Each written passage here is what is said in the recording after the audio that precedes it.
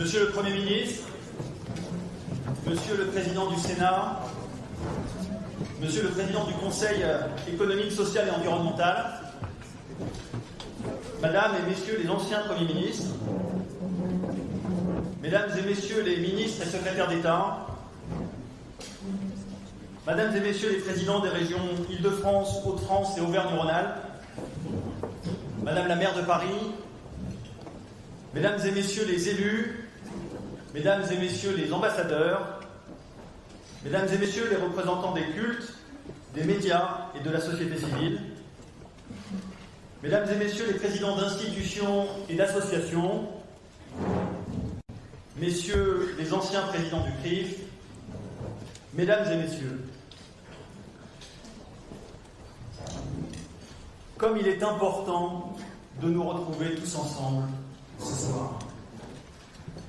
Je vois ici des compagnons de lutte avec qui nous partageons la passion de la République, la promesse de la démocratie, le sens de l'altérité, la ferveur du dialogue. Dans la tempête que nous traversons, notre solidarité, nos valeurs communes sont un refuge précieux, une défense redoutable et, je veux le croire, une lueur d'espoir. Ce matin-là, à l'aube, la stupeur nous saisit, les larmes nous submergent, un abîme s'ouvre et soudain, ce sentiment de vulnérabilité. L'État refuge du peuple juif envahi par l'horreur. Les images séculaires des pogroms et des persécutions nous rattrapent. Tragique régression de l'histoire. La haine antisémite se déchaîne alors, ici et ailleurs, dans les espaces publics, les sphères professionnelles, jusqu'à certains de nos proches. Le Hamas, un mouvement de résistance. Le terrorisme, une arme légitime. En France, notre sidération se double d'une colère devant les tenants de l'indignation sélective, prêts à relativiser, à légitimer, quand ce n'est pas à soutenir ouvertement le pire. Yom HaShoah, journée d'hommage aux 6 millions de juifs assassinés par les nazis, s'achève ce soir. Elle a pris cette année une résonance particulière. 7 mois depuis le 7 octobre. Ce jour-là, 1200 personnes, hommes, femmes, enfants, ont été brutalement assassinés par les bataillons islamistes du Hamas, pourchassés jusque dans les maisons de leur kibboutz, exécutés au cœur du festival d'une jeunesse éprise de coexistence. Ce jour-là, 253 otages ont été enlevés, dont plus de 130 sont encore retenus dans les tunnels du Hamas. Parmi eux, 3 sont français. Orion Hernandez Radou, Ohad Yahalomi, Ofer Calderon. Ces otages ont leur place parmi nous, à cette table, dressée ce soir pour eux. Et je salue les familles d'otages qui nous honorent de leur présence.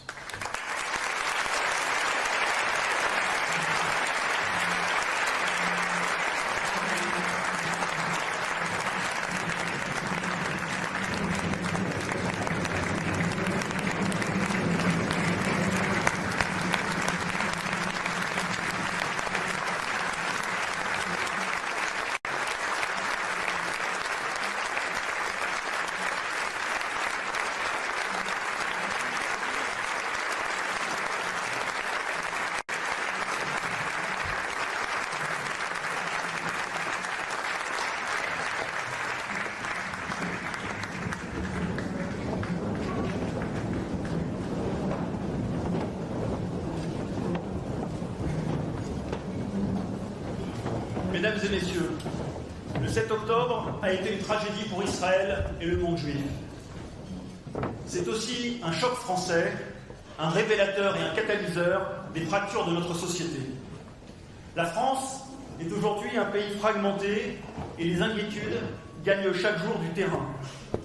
Dans une récente étude que nous avons menée, 71% des Français pensent possible un 7 octobre dans notre pays. Les Français craignent l'avenir. Sentiment de déclassement économique et social, angoisse face à la progression de l'islamisme et peur du terrorisme qui l'accompagne, inquiétude face à l'augmentation de toutes les haines, dont bien sûr l'antisémitisme, préoccupation du réchauffement climatique, crainte face à la montée des périls géopolitiques de la Russie à l'Iran en passant par la Chine. Ces inquiétudes sont légitimes. Les nier ou les mépriser alimente à coup sûr les dynamiques complotistes et fait grandir le ferment des populismes et de toutes les compromissions. Hélas, l'heure est au bourdonnement incessant, à l'indistinction. Là résident sans doute les défis de notre époque. S'extraire du tohu-bohu, refuser le renversement des valeurs et ne pas céder aux grandes confusions morales, politiques et idéologiques de notre temps. Seul le courage de la vérité et la clarté des positions peuvent rassembler, rassurer. Monsieur le Premier ministre, parmi les confusions de notre époque, certains veulent masquer leur antisémitisme sous les oripeaux d'un progressisme ou d'un pacifisme. Déjà en 1975, dans le sillage de l'antisionisme soviétique, l'ONU vote la résolution « Sionisme égale racisme », stigmatisant les Juifs pour leur attachement à Israël au nom de l'antiracisme. En 2001, lors de la conférence de Durban, retentit le slogan « One Jew, one bullet », un juif, une balle. Le 7 octobre accélère le phénomène, et des juifs sont ostracisés jusque dans les universités, de Columbia à Sciences Po, de Harvard à la Sorbonne. From the river to the sea, ce slogan, qui induit l'éradication de l'État d'Israël, est scandé prétendument au nom de la paix. On se demande bien quel serait le sort réservé aux Juifs vivant entre le Jourdain et la mer. Les universités doivent résister à la minorité d'agitateurs qui veulent faire régner un climat de terreur intellectuelle.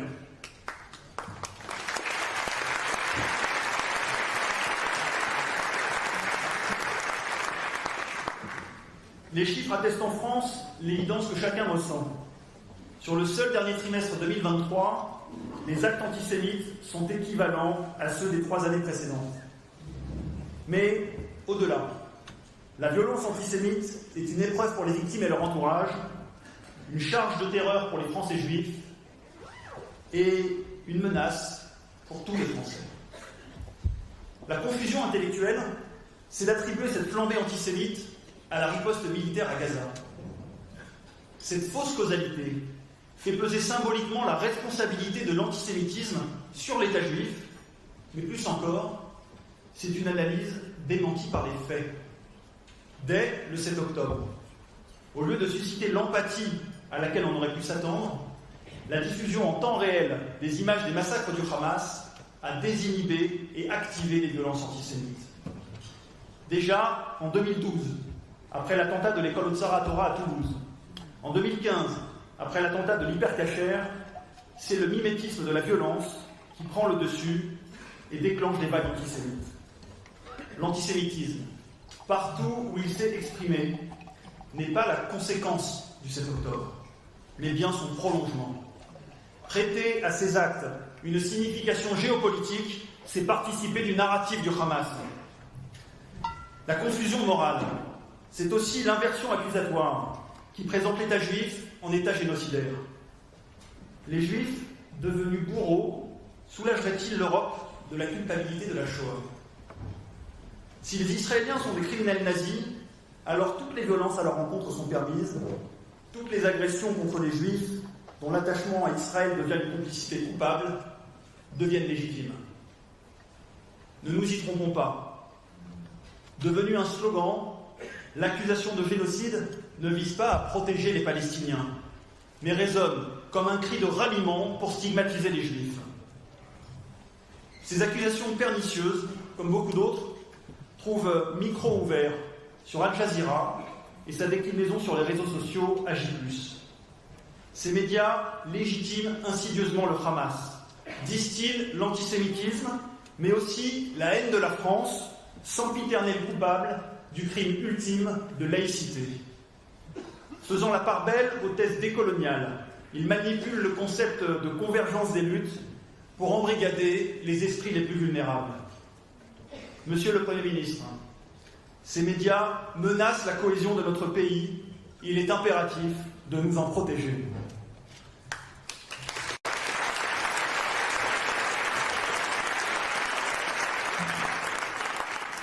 La confusion de notre époque, c'est aussi l'aveuglement qui conduit à l'indulgence ou à la complicité avec l'islamisme. Homophobe, misogyne, antisémite, rétif au partage des richesses comme à la démocratie, l'islamisme poursuit des objectifs réactionnaires et totalitaires.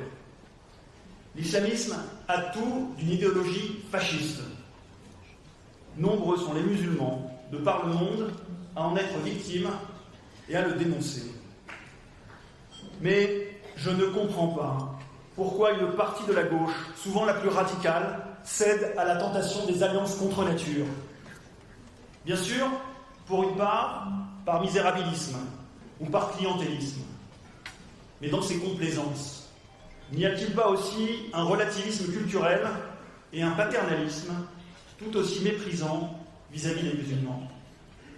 Ces complaisances avec l'islamisme sont un poison pour notre démocratie.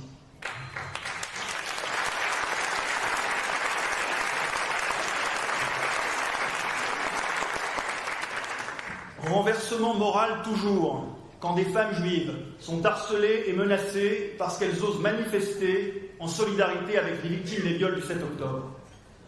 Il ne me revient pas de définir ce qu'est le féminisme. En revanche, je sais reconnaître l'antisémitisme lorsque je le rencontre. Vouloir empêcher des femmes juives de manifester, ce n'est pas du féminisme, c'est de l'antisémitisme.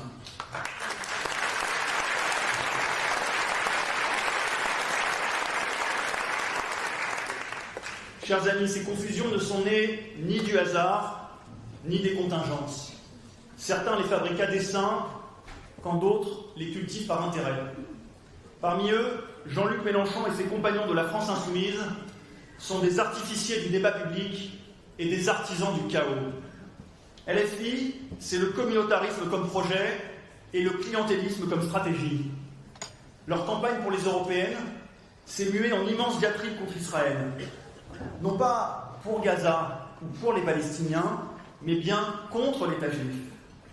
Leur refus de condamner le terrorisme du Hamas est un négationnisme du 7 octobre qui nourrit directement l'antisémitisme.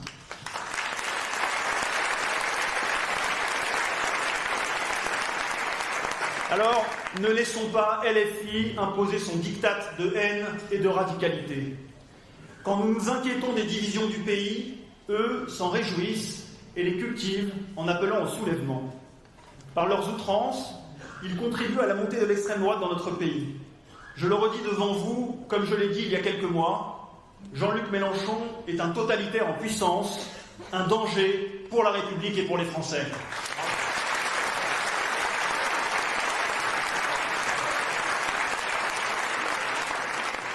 Monsieur le Premier ministre, face aux obsessions de LFI sur Gaza, je veux saluer la clarté et la force avec lesquelles vous avez rappelé le 10 avril dernier devant l'Assemblée nationale la responsabilité du Hamas.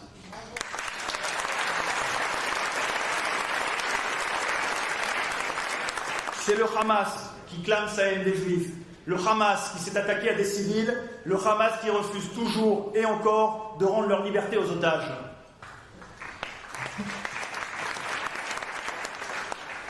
Chers amis, une accusation antisémite classique veut faire des Juifs des va-t-en-guerre.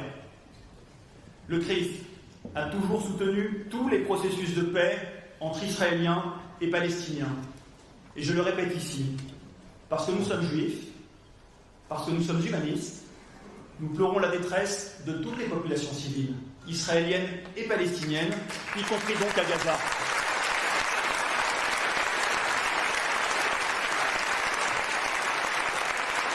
Mais Dire cela ne nous empêchera jamais de distinguer une démocratie d'une organisation terroriste, de distinguer un agressé d'un agresseur. Israël est une démocratie imparfaite, comme le sont toutes les démocraties. Ses choix peuvent être questionnés ou critiqués, comme ceux de toutes les démocraties. Mais comme toutes les démocraties entraînées dans la guerre, la cause d'Israël est juste. La cause d'Israël est juste, comme le sont tous les combats menés par des démocraties contre des régimes totalitaires. Juste comme tous les combats pour la liberté, cher Nathan Sharansky, à qui nous remettrons tout à l'heure le prix du CRIF. Juste comme la cause de l'Ukraine, aux côtés de laquelle nous continuerons de nous tenir, cher Bernard-Henri Lévy, dont le livre « La solitude d'Israël » vous sera offert ce soir. Juste toujours comme celle des Ouïghours opprimés, des femmes afghanes persécutées, comme celle de tous les défenseurs des droits de l'homme qui combattent pour la justice et pour la liberté.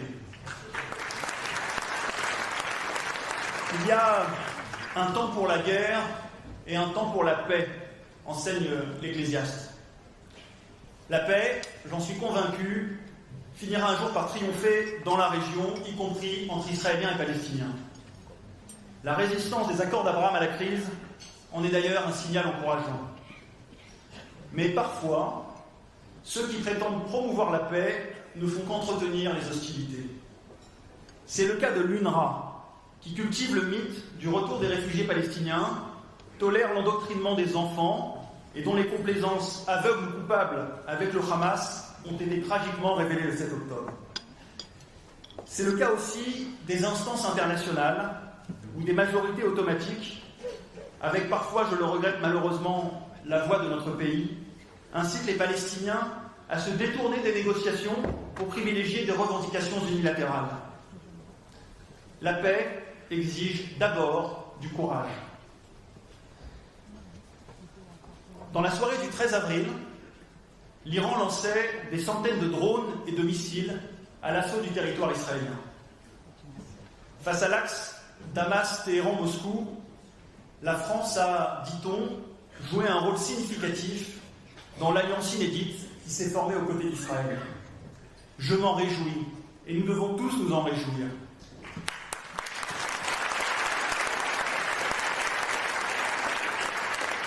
Mais notre pays a pourtant préféré, dans un premier temps, jeter un voile pudique sur sa participation.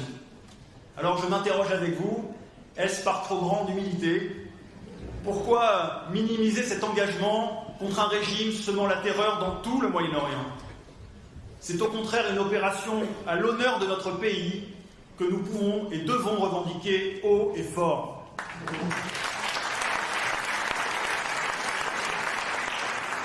Ironie du calendrier, Olivier Faure appelait quelques jours auparavant à un embargo sur les armes vendues à Israël, emboîtant ainsi le pas au reste de la gauche, et à LFI en particulier. Rappelons cette évidence. Si l'Iran, le Hezbollah, le Hamas et quelques autres déposent des armes, il y aura la paix. Si l'Israël dépose des armes, il n'y aura plus d'Israël.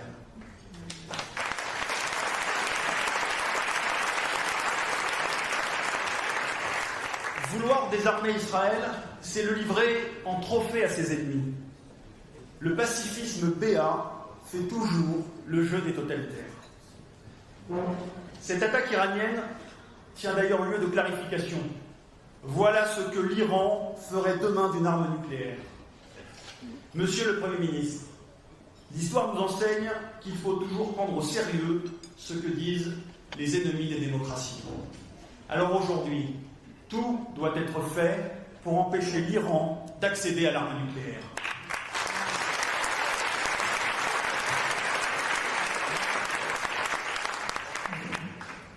Rien de ce qui est humain ne nous est étranger, c'est ce qu'on appelle la vocation universelle de la France, écrivait Romain Gary.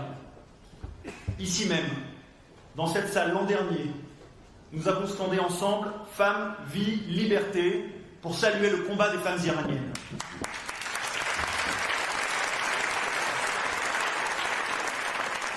Je veux redire ce soir notre solidarité au peuple iranien qui lutte pour retrouver la liberté et associer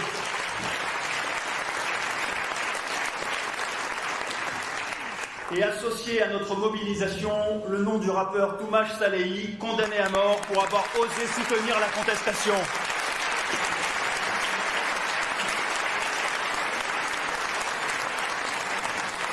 La France doit mener la campagne pour sa libération. Chers amis, cette année marque le 30e anniversaire du génocide des Tutsis au Rwanda. Et j'ai eu le privilège d'accompagner Stéphane Séjourné et Hervé Berville à Kigali pour les cérémonies de commémoration. La France a une dette vis-à-vis du Rwanda. Nous devons poursuivre notre examen de conscience et nous tenir aux côtés des Rwandais face au retour des discours de haine contre les Tutsis dans les pays limitrophes.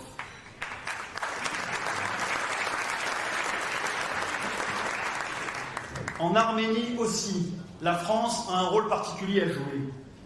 Il y a en effet un trait continu entre le génocide de 1915 et le nettoyage ethnique qui a vidé le Haut-Karabakh de ses Arméniens en septembre dernier.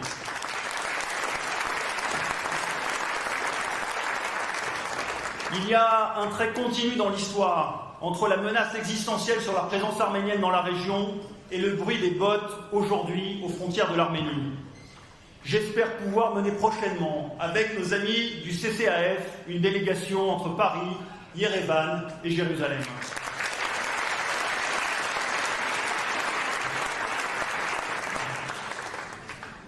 Très chers amis, en 1791, alors que vient d'être votée l'émancipation des Juifs de France, un jeune juif parisien, Samuel Lévy, écrivait une lettre à l'Assemblée constituante.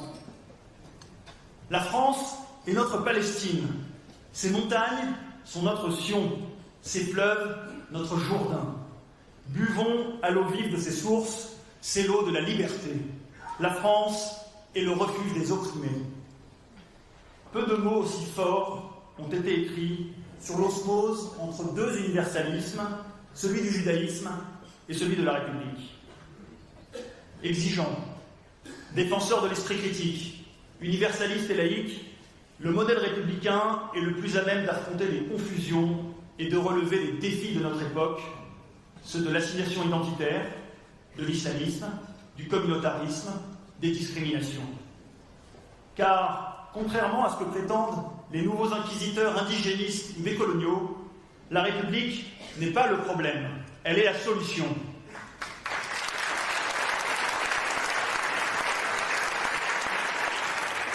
Bien sûr, il y a des discriminations et du racisme en France. Toutes les victimes, dont, je veux le dire ce soir, nos concitoyens de confession musulmane, nous trouverons à leur côté pour les défendre. Mais non, en France, il n'y a pas de racisme ou d'antisémitisme d'État. Il n'y a pas de racisme systémique.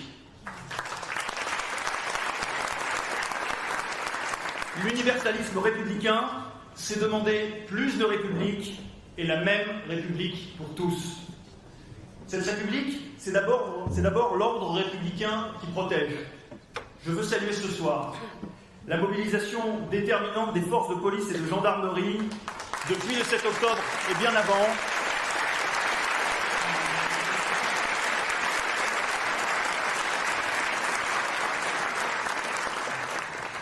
Dans ce combat incessant contre tous les semeurs de chaos, y compris parfois masqués dans des manifestations pro-palestiniennes.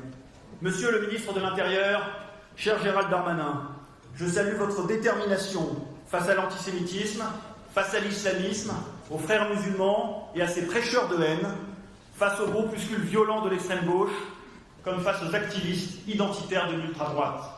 Nous ne devons jamais baisser la garde.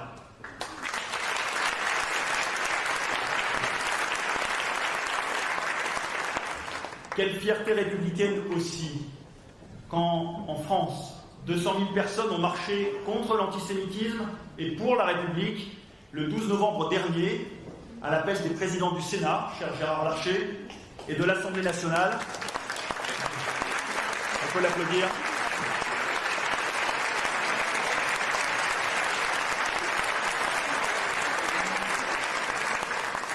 Quelle fierté républicaine aussi, quand notre pays a rendu un hommage national par le président de la République à ses enfants assassinés le 7 octobre.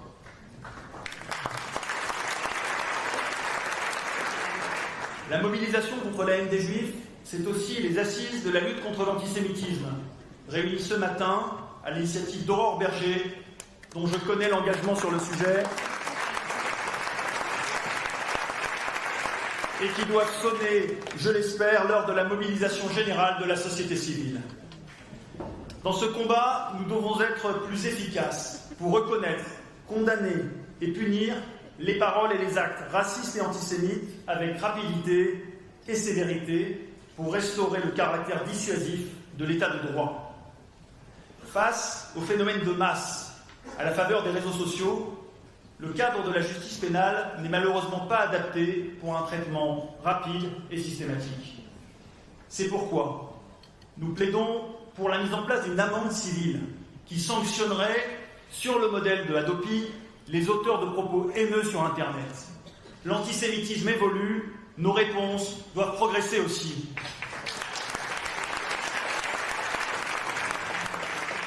Mais l'arme la plus puissante face aux idéologies de haine, c'est l'éducation. L'éducation contre toutes les confusions. L'éducation pour tenir la promesse républicaine d'émancipation. L'éducation pour lutter contre tous les déterminismes. L'éducation comme rampe d'accès à l'esprit critique. L'éducation contre toutes les assignations et les discriminations. L'éducation contre le racisme, contre l'antisémitisme, contre le sexisme, contre l'homophobie. Oui, l'éducation, assumons-le, pour la République et pour l'amour de la France. Les islamistes, eux, l'ont tragiquement compris, testant sans cesse la résistance de nos convictions. La mémoire de Dominique Bernard, assassiné le 13 octobre dans son lycée à Arras, comme celle, avant lui, de Samuel Paty, de Jonathan Sandler et de ses enfants et de Myriam Monsonego, nous rappelle cette évidence. Comme nous le rappelle aussi l'esprit de résistance des enseignants qui refusent de céder aux pressions des élèves, aux intimidations et menaces des parents ou à l'autocensure sur la laïcité ou sur l'enseignement de la Shoah.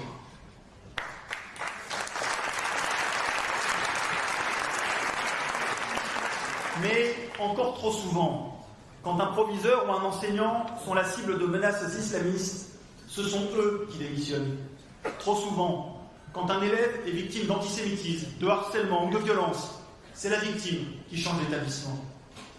Monsieur le Premier ministre, nous connaissons votre attachement à l'école, à l'éducation, à la culture.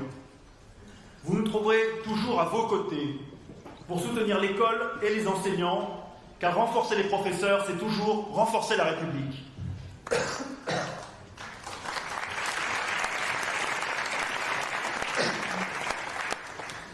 Pour défendre la République, il faut se méfier des chemins de traverse. Quand des populistes prétendent vouloir... Merci beaucoup.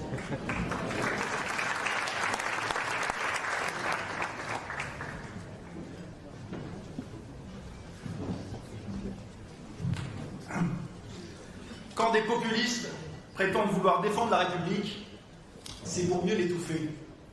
C'est la confusion que veulent nous imposer Marine Le Pen et le Rassemblement national. Mesdames et messieurs,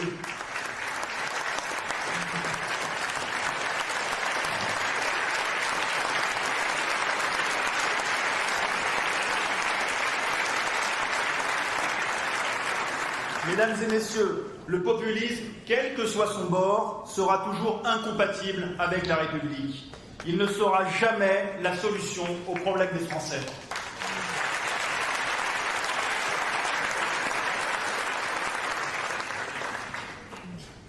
Le CRIF célèbre cette année ses 80 ans.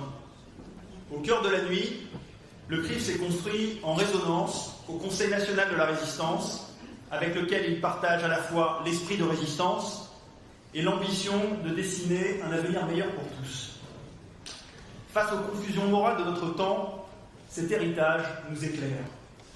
Le 10 avril 1957, Albert Camus reçoit le prix Nobel de littérature. À Stockholm, il dresse le constat de son époque. Chaque génération, sans doute, se croit vouée à refaire le monde. La mienne, c'est pourtant qu'elle ne le refera pas. Mais sa tâche est peut-être plus grande. Elle consiste à empêcher que le monde se défasse.